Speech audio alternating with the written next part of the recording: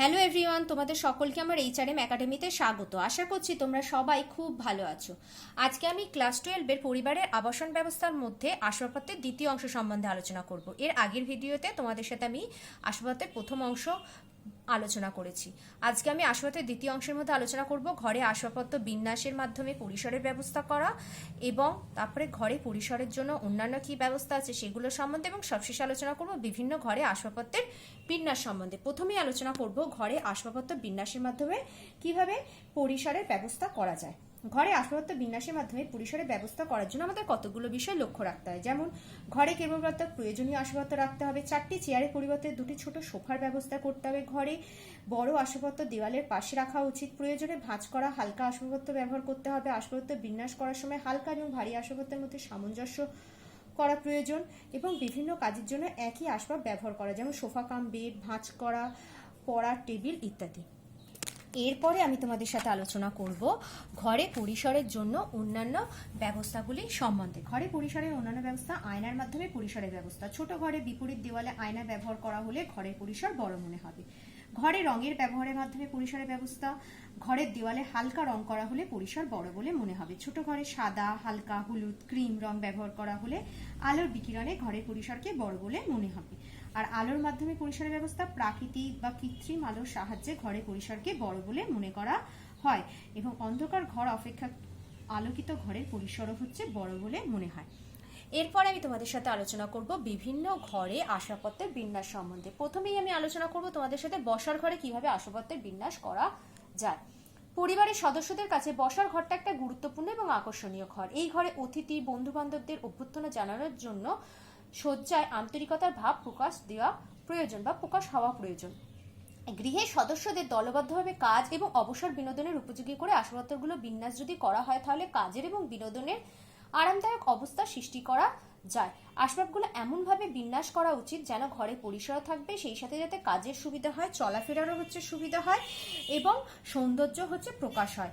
আজকাল অনেকেই ঐতিহ্য অনুসারে অথবা আধুনিক আসবাবপত্র দিয়ে ঘর সাজাতে পছন্দ করে। এই সজ্জার মাধ্যমে সদস্যদের কি হয়, শিল্পচেতনা প্রকাশ হয়। বসার ঘরে আপ হোল স্টোরি অর্থাৎ কি? আফুল স্টোরিটা কি? আফুল স্টোরি হচ্ছে গদি দেওয়া সোফা চেয়ার থাকলে আরাম পাওয়া যায়। অনেকে কাঠের বা বেতের সোফায় আলাদা গদির ব্যবস্থা করে। সোফাতে বিভিন্ন রঙের রঙিন কুশন দিয়ে ঘরের সৌন্দর্যকে আকর্ষণীয় করে তোলা যায়। সোফার সাথে মানানসই চেয়ার থাকলে অনেকে একসঙ্গে বসতে পারে। সোফার দুপাশে ছোট নিচু টেবিল থাকবে, তাতে টেবিল ল্যাম্প, অ্যাস্ট্রে ইত্যাদি রাখা যায়।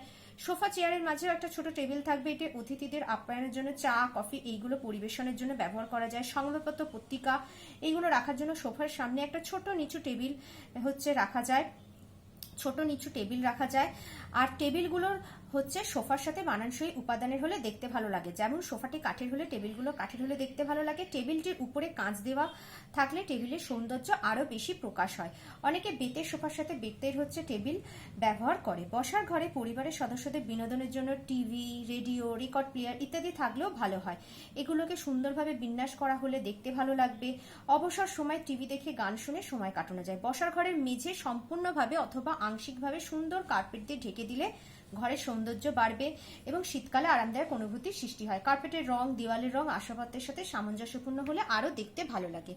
উন্নত গুণমানের কার্পেট সাধারণত দামি হয়, কিন্তু এই কার্পেট ঘরের সজ্জাকে অনবদ্য করে তুলতে সাহায্য করে। গ্রীষ্মকালে কার্পেটের বদলে নকশা করা সুতোর শতরঞ্চি ব্যবহার করা যায়। বাড়িতে ছোট ছেলে মেয়ে থাকলে দামি কার্পেটের পরিবর্তে শতরঞ্চি ব্যবহার করা যায়। এগুলো সহজে পরিষ্কার করা যায়। আজকাল উজ্জ্বল রঙের সিনথেটিক কার্পেটে পাওয়া যায়, সেগুলো দামি সস্তা এবং হালকা, সহজে সেগুলো পরিষ্কারও করা যায়। আজকাল উজ্জ্বল রঙের সব সিনথেটিক কার্পেট পাওয়া যায়। এই কার্পেটগুলো ব্যবহার করে কি হয়, এগুলো ব্যবহার করে ঘরের সৌন্দর্য বাড়ানো যায়। বসার ঘরে বসে অনেকেই কি পড়াশোনা করতেও পছন্দ করে। এই জন্য জানলার পাশে ড্রয়ার বা টাক দেওয়া টেবিল, আরামদায়ক চেয়ার, টেবিল ল্যাম্পের ব্যবস্থা করা প্রয়োজন। টেবিলের পাশে বই রাখার জন্য বুককেস থাকলে ভালো হয়। বাজারে নিয়ন্ত্রণযোগ্য তাক পাওয়া যায়। এগুলো ব্যবহারের ক্ষেত্রে কি সুবিধাজনক, এবং এগুলো কম জায়গাতেও রাখা যায়। বসার ঘরে উজ্জ্বল স্নিগ্ধ আলোর ব্যবস্থা থাকলে প্রয়োজন মতো সেগুলো ব্যবহার করা যায়। আসবাবপত্র বিন্যাসের সময় ঘরে পরিসরের বিষয়টি বিবেচনা করা প্রয়োজন, কারণ ঘরের মাঝে পরিসর বেশি থাকলে চলাফেরার সুবিধা হয়। ছোট ঘরকে বড় বলে মনে হবে। ঘরের আসবাবপত্র, দেওয়ালের রং ইত্যাদির সাথে সামঞ্জস্য রেখে যদি পর্দা ব্যবহার করা হয়, তাহলে কি হয়, ঘরের সৌন্দর্য অনেক বাড়ে। ঘরের দেওয়ালের রং উজ্জ্বল হলে ঘরের পরিবেশটি মনোরম হয়। দেওয়ালের আয়তন এবং রঙের সাথে সামঞ্জস্য রেখে দেওয়ালে চিত্রবিন্যাস করা হলেও ঘরের সৌন্দর্য বাড়ে। বসার ঘরের সজ্জাকে শ্রীমণ্ডিত করার জন্য প্রয়োজন কি? পুষ্পসজ্জা। আসবাবপত্রের সাথে সামঞ্জস্য রেখে ফুলদানিতে উজ্জ্বল রঙের ফুল সাজিয়ে রাখলে গৃহসজ্জা সকলের দৃষ্টি আকর্ষণ করতে পারে। আজকাল ফ্ল্যাট বাড়িগুলিতে অনেকে খাওয়ার জায়গা, বসার জায়গা আলাদা আলাদা রাখতে পছন্দ করে। এই জন্য কাঠের বা বেতের পার্টিশন, পর্দা ইত্যাদি ব্যবহার করে। এই পার্টিশন, পর্দা ইত্যাদি আসবাবপত্রের সাথে মানানসই হওয়া প্রয়োজন। এইভাবেই বসার ঘরে আসবাবপত্র বিন্যাস করে ঘরের সৌন্দর্য বাড়িয়ে তোলা যায় এবং আরামদায়ক পরিবেশ তৈরি করা যায়। এরপরে আমি তোমাদের সাথে আলোচনা করব শোয়ার ঘরে আসবাবপত্রের বিন্যাস সম্বন্ধে। শোয়ার ঘরটা কি? মানুষ নিজের পছন্দ মতো পরিবেশ সৃষ্টি করতে চায়।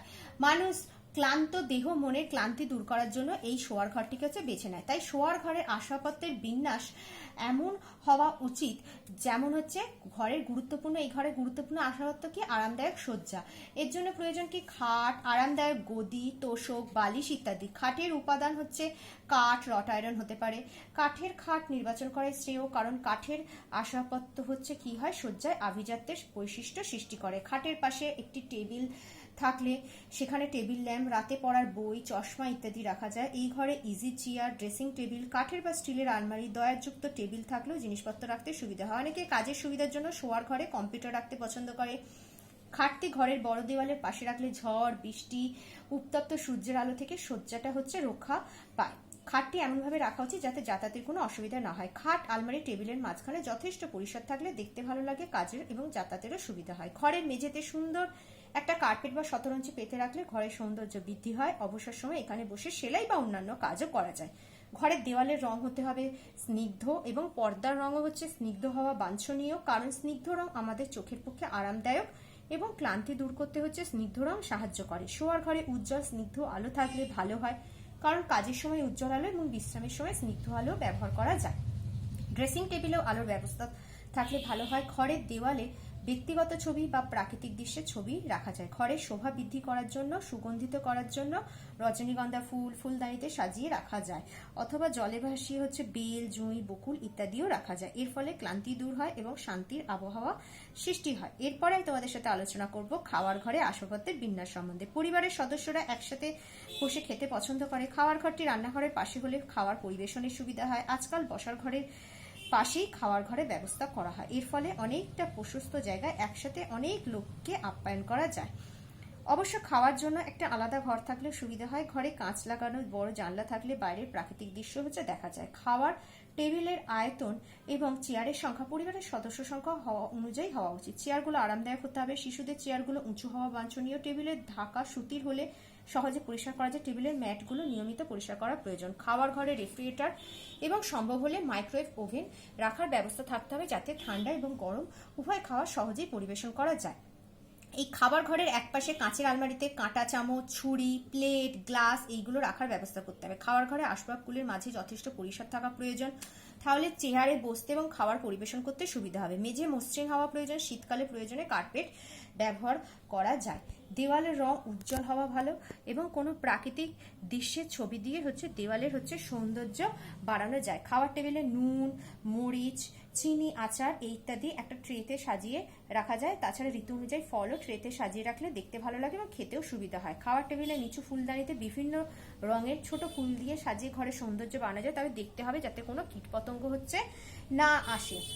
এইভাবেই আসবাবপত্র বিন্যাস করে খাদ্য গ্রহণের আনন্দদায়ক পরিবেশ সৃষ্টি করা যায়। এরপরে সবশেষে তোমাদের সাথে আমি আলোচনা করব রান্নাঘরে আসবাবপত্রের বিন্যাস সম্বন্ধে। দিনের অনেকটা সময় গৃহিণীকে রান্নাঘরে কাটাতে হয়, তাই রান্নাঘরটি স্বাস্থ্যসম্মত, আরামদায়ক হওয়া বাঞ্ছনীয়। রান্নাঘরটি পরিষ্কার পরিচ্ছন্ন, আলো বাতাসযুক্ত হওয়া প্রয়োজন। গৃহের স্থান অনুযায়ী বিভিন্ন আকৃতির রান্নাঘরে পরিকল্পনা করা হয়। ইউ আকৃতির, এল আকৃতির, 2 দেয়াল বিশিষ্ট রান্নাঘর, 1 দেয়াল বিশিষ্ট রান্নাঘর।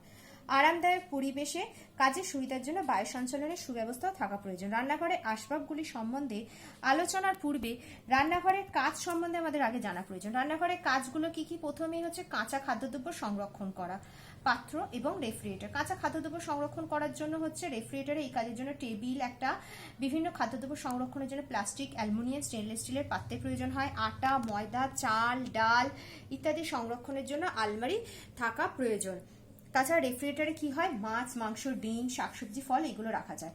রান্নাঘরে যে আসবাবগুলো রাখা প্রয়োজন সেগুলো হচ্ছে কাউন্টার, এটা লম্বায় 100 সেন্টিমিটার, উচ্চতায় হচ্ছে 80 সেন্টিমিটার হলে দাঁড়িয়ে কাজ করতে সুবিধা হয়। কাউন্টারের ফ্রেমটি কাঠের এবং উপরিভাগটা অ্যালুমিনিয়ামের হলে পরিষ্কার করতে সুবিধা হয়। দেয়াল ক্যাবিনেটে হচ্ছে কি হয়, মশলা, হালকা প্যান রাখা যায়। দেওয়াল আলমারিতে রান্নার বাসনপত্র রাখা যায়। বেস ক্যাবিনেটে হচ্ছে রান্নার বাসন রাখা যায়, নিচেরটা কি ভারী বাসন, উপরে হালকা বাসন।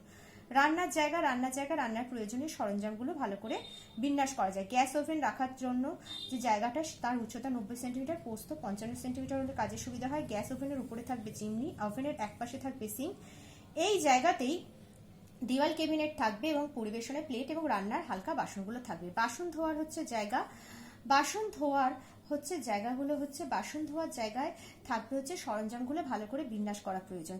যেমন সিঙ্কের পাশে হচ্ছে ফল, সবজি, তারপরে হচ্ছে বাসনপত্র হচ্ছে ধুয়ে রাখার ব্যবস্থা হচ্ছে থাকবে।